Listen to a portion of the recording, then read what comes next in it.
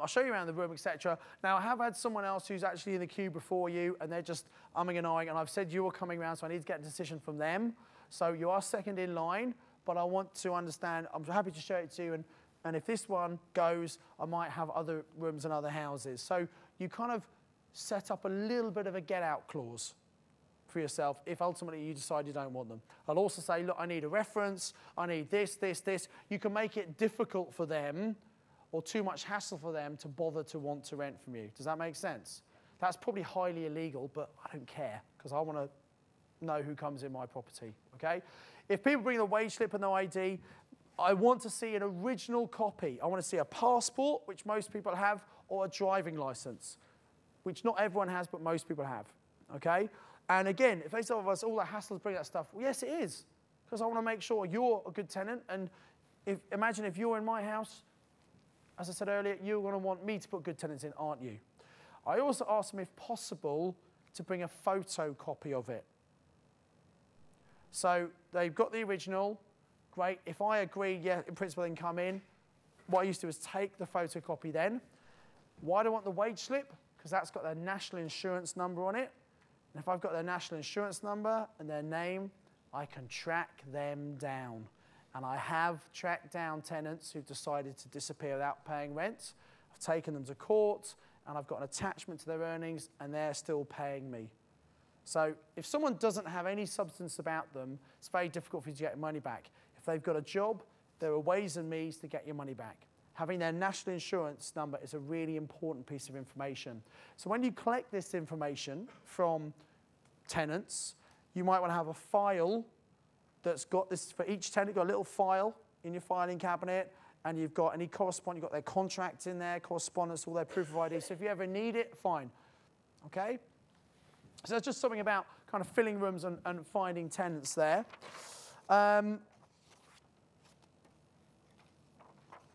What else? Yeah, how much can you charge? Well, obviously it depends on the room and the facilities.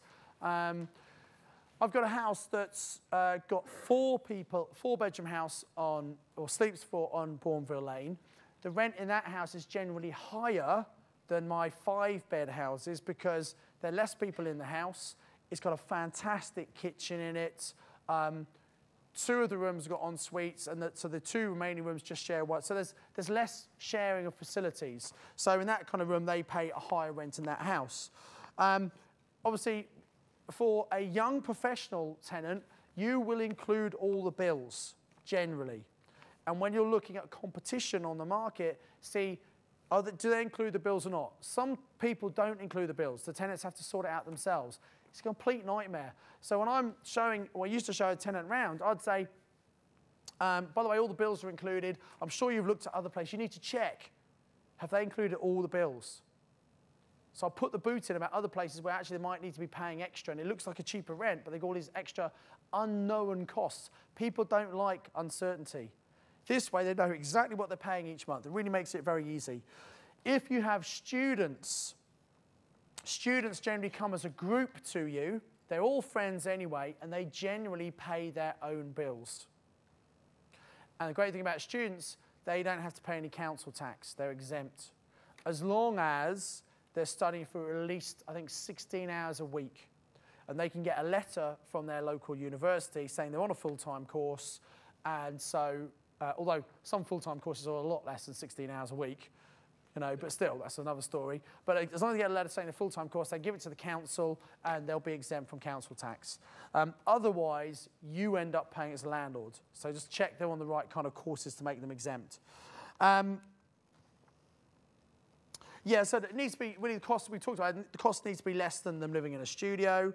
You can obviously check out what's the going rate in the market by seeing what else are things being let out for.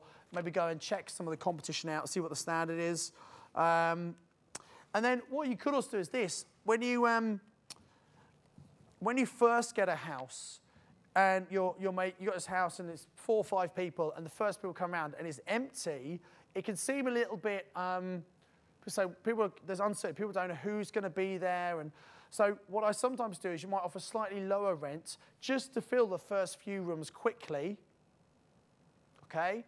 And then your last room, you might be getting the higher rent. And then as and when tenants move out, it's a great opportunity to redecorate those rooms if you need to, and you can address the rent and put it up.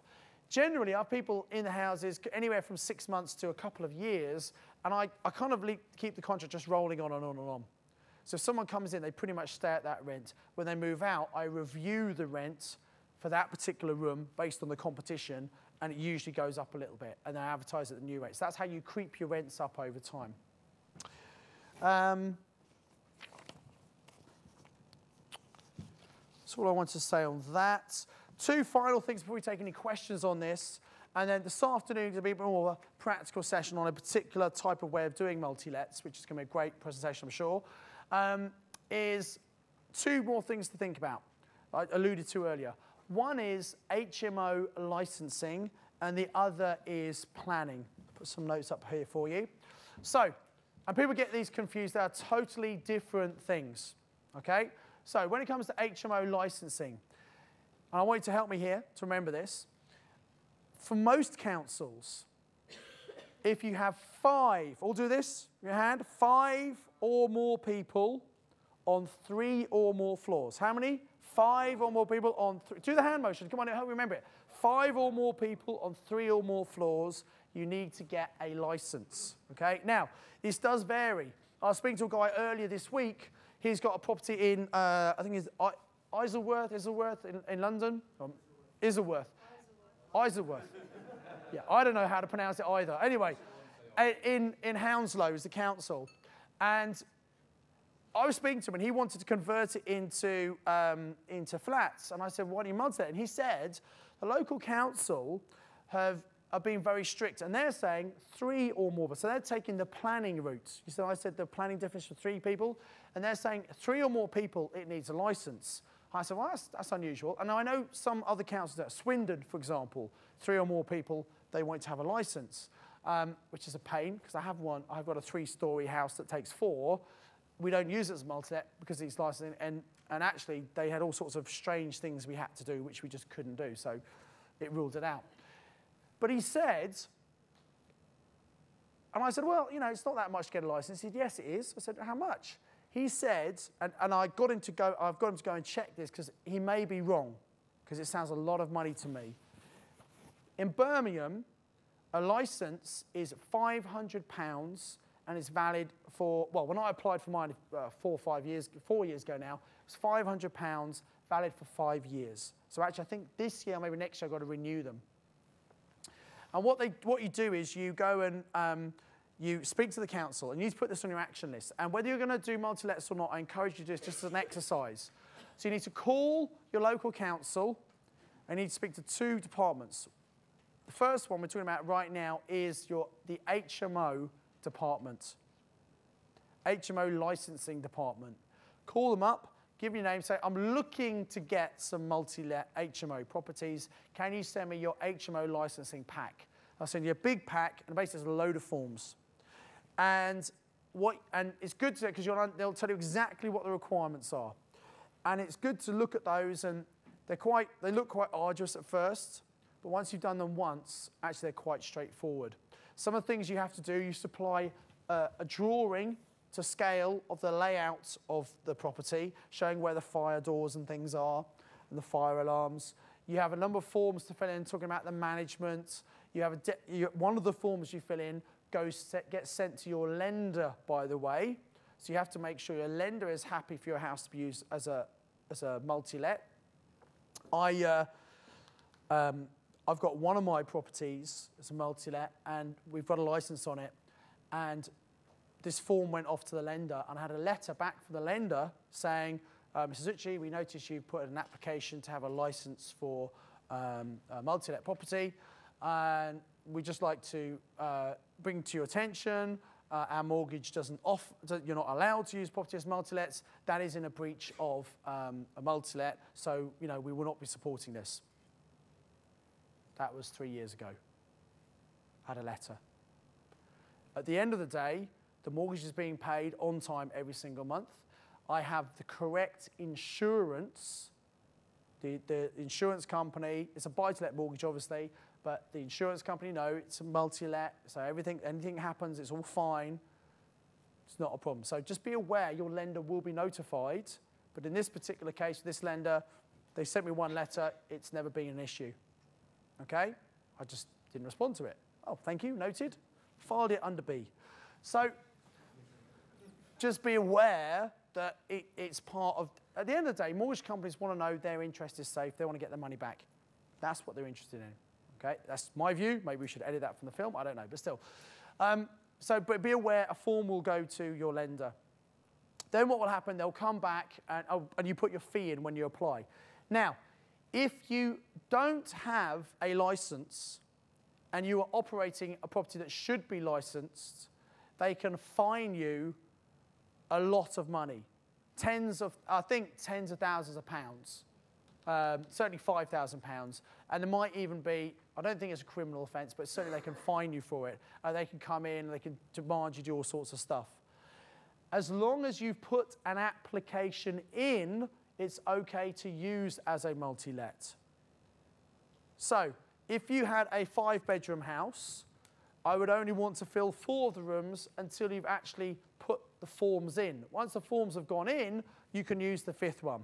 And what will happen is they'll come back, and depending how busy they are, sometimes months and months later, and they'll say, oh, right, well, you need to do this. They'll have an inspection. They'll give you a long list of things you need to. Some are critical. They might give you 28 days to get them done. Obviously, whether you're licensed or not, you need to make sure you have a safe property.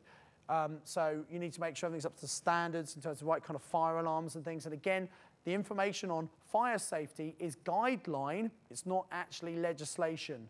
So I would want to understand from each council what's their interpretation. And different HMO officers will have different views on this. So what you can do if you're responsible is say, you can even get an HMO officer to come around and say, I'm buying this house, I'm doing it up, I'm renovating it, I want to make sure it's done correctly. And obviously doing changes and things are worth doing while you're renovating rather than once you've got all your tenants in. So many masterminds actually get the HMO licensing guys to come around and give some suggestions. The HMO guys love that because they think this is a good landlord here.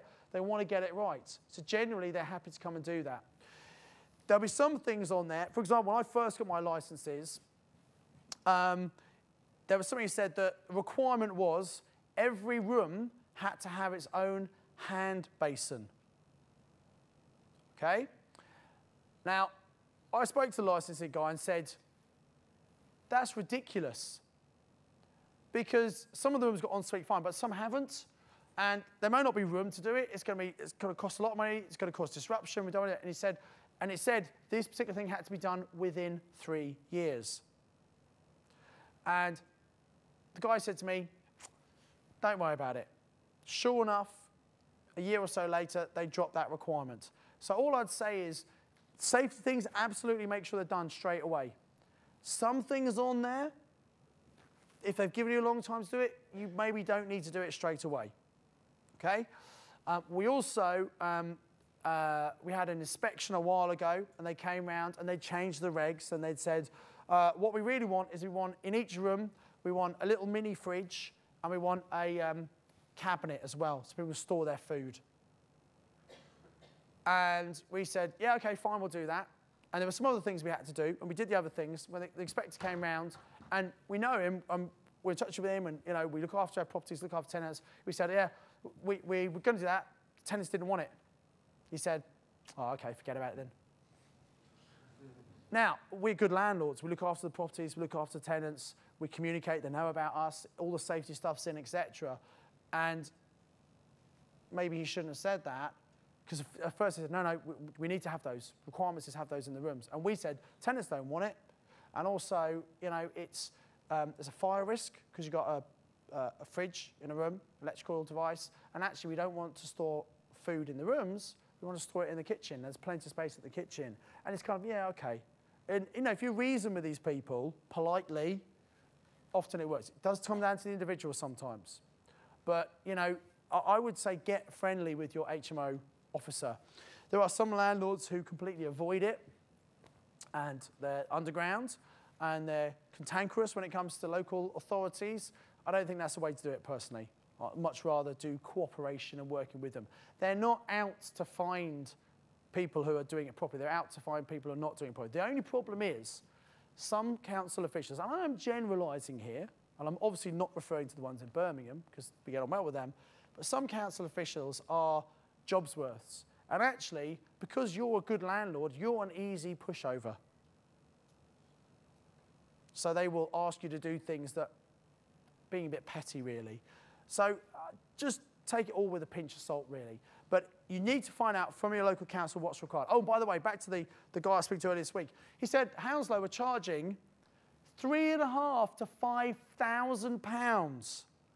And as every property has got 3 or more people, sounds to me like they're on a little bit of a revenue drive.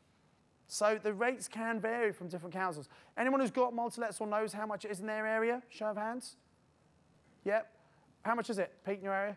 It's around the 800 mark. Somebody said, the person who was telling me about it said they're likely to be about 2K in other areas. Okay, it was when I did it in Birmingham, it was 800, 800. Any more? Any advance on that? Do any more? Any more? Any more? Any more? Any more? Yes, at the back. How much? 650, yeah. Mine was 500 4 years ago, yeah. Because I think it was July 2007 it came in. And we had a bit of time after that to get registered. So a lot of mine are coming up for renewal this and next year. Any more on 650? A vendor told me he paid in Croydon 5,000, yeah. Sounds like London are really cranking it up, aren't they? Interesting. So you need to check with your local councils, don't you, about what their requirements are and how many actually requires licensing.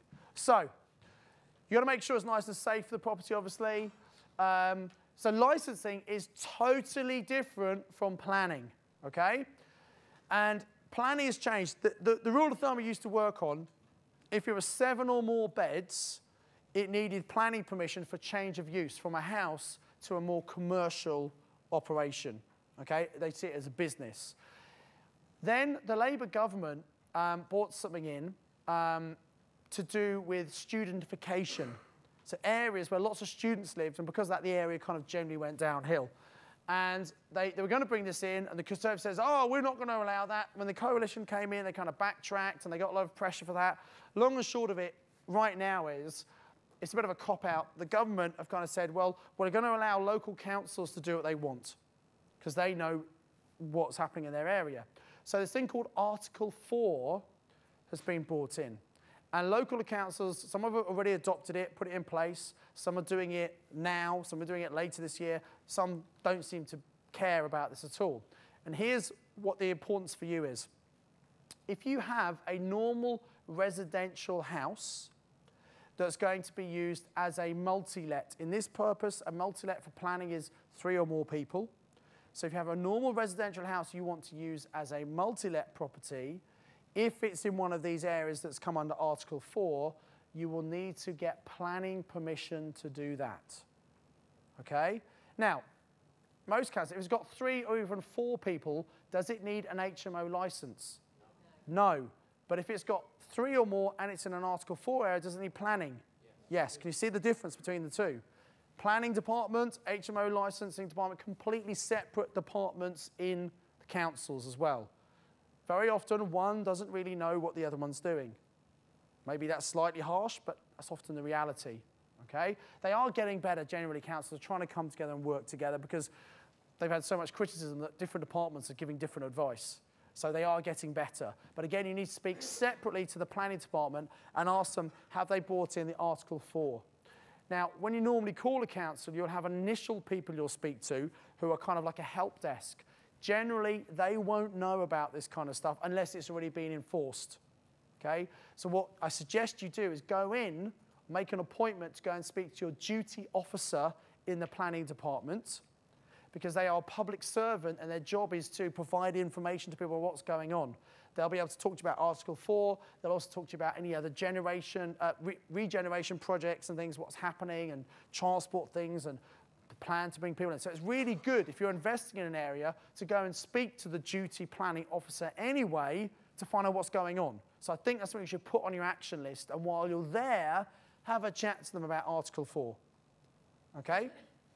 Now, so the significance of this is that if you're looking to buy a house and turn it to multi-let, you need to understand, is that coming in or not? Because imagine this. Imagine you're at home and something comes to your home, someone comes to your letterbox saying someone wants to have a multi-let property, an HMO, just next to you on your road. How would you feel? Honestly, come on. Suspicious, don't want to do that, thinking of slum landlords. So you probably object it, wouldn't you? So I think it's going to be very difficult to get planning permission. Not impossible, but in areas where they put it in, very, very difficult. However, if you have a property that you could prove has been used as a multi-let, where they bring the Article 4 in, you automatically get planning permission. So what this means is any multi-let properties might be at a bit of a premium.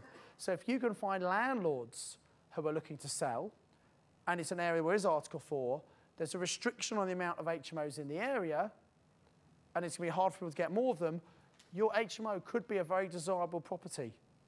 And if it's going to restrict it, and do you reckon there might be more people needing this kind of affordable accommodation in the future? Absolutely. I think this is a growing market. So actually, Article 4, if we know how to use it, could work very well because it restricts the supply, which means, guess what? Prices are going to go up. Yep. So maybe it's a blessing in disguise for us, and it keeps some of the amateurs out. A lot of people think, because they think, oh, licensing, Article 4, oh, I'm not going to bother with multi-lets, too much work. Well, not if you know what you're doing, they're not. Is the first one always going to be the hardest? Yeah, and you learn a lot from that. The second one much quicker, third one, et cetera, et cetera. So I really would encourage you to book into your planning department and go and speak to your planning duty officer. So a couple of different HMO strategies, just wrapping up before we hand back to Andy. You can find existing HMOs, and maybe you could do some sort of vendor finance on them, or maybe do some purchase lease options, and we're going to be talking about that later. Maybe you could repurpose empty student houses. Now, student houses, the thing about them, there's a certain time where the students come in. And if a landlord, for whatever reason, has missed the academic year, he's sitting there with a house, he thinks, I'm not going to fill this. So what do I do? Maybe you, if it's in the right kind of area, instead of putting students in, you can put young professionals into the property. And he's not thinking that because he's got this blinkered strategy, and he doesn't know all the stuff you know. Or maybe you can convert large family homes into multi-lets, but obviously that's subject to planning. So I hope it's given you some of the theory. And I know there was a lot of content and theory here, and you may have some guys, I haven't quite got time.